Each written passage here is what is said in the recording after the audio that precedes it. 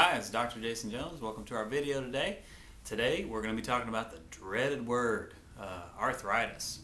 Now, there are lots of forms of arthritis, but today what we're going to talk about what is better known as osteoarthritis, and in a more simpler sense, and I think a more accurate definition of it is, it's joint deterioration, meaning there's wear and tear over time due to things that we do, or we have a trauma or something like that that happens to us, and the joint begins to deteriorate. Now, one of the primary causes for that is lack of range of motion. When the joint doesn't move, it has been proven that it will deteriorate much more rapidly. They've even done studies where they'll take animals, and they'll pin the joints to where they can't move at all, and within a 2-week period of no movement, there's irreversible damage to the joint. Now, what I get very often is that a person goes to the doctor, they're hurting somewhere, whether it's in the back or the shoulder, or whatever joint that it is, and they'll take some x-rays, and the doctor will put them up on the box and say, well, Joe, you got arthritis. You're just going to have to learn to live with it. That's nonsense. Joe may have to learn to live with it, but I think the problem is that what's happening is when he says you're going to have to learn to live with it, he's saying, hey Joe, guess what? There's nothing you can do about it. You're just going to have to hurt.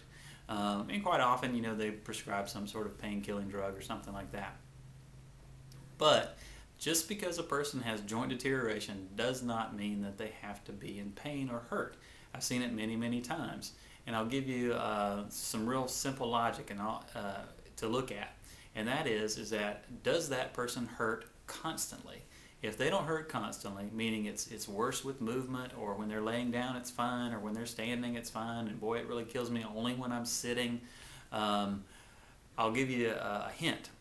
When they're feeling good, or that position that they're in, they're feeling good, they still have got the joint deterioration. So if it was the joint deterioration or the arthritis that was causing the pain 100%, they would hurt constantly because the arthritis is there constantly.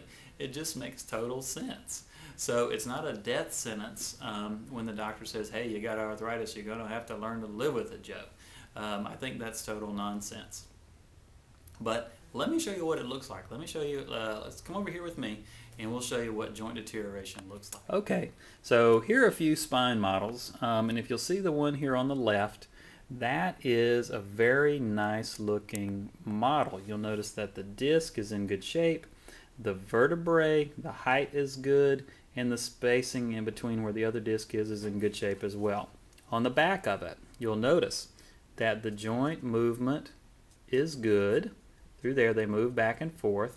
However, when the spine or any joint starts to deteriorate, you'll notice as we come across here that the disc starts to thin out. There's no change yet in the shape of the vertebrae, but the disc is starting to look pretty rough.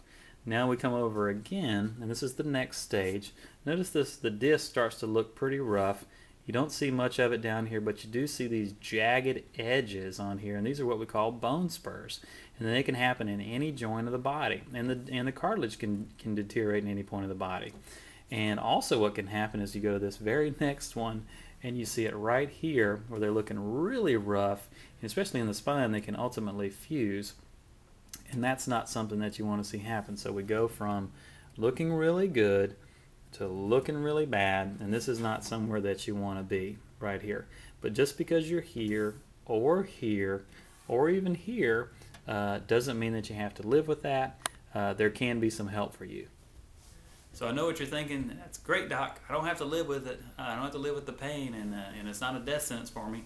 But what in the world do I do about it? Well, as we said on a lot of our other videos, that range of motion is one of the most important things that you can do for your joints and to keep the joints healthy. Because what happens is that as the joints move, there's fluid in the joints, and there's pressure that's created by movement, which allows the nutrition in the fluid to be sucked up into the joints and keep the joints healthy. Now, if your joints are stuck, not moving properly, your range of motion is bad, your joints are going to deteriorate. So you got to have somebody to put the motion back in there.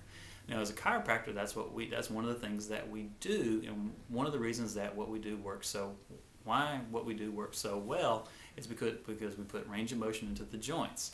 Now, myself, not every chiropractor does it. Now, myself, though, I work on pretty much all the joints of the body, everywhere from the top of the head to the bottom of the feet, and especially the spine.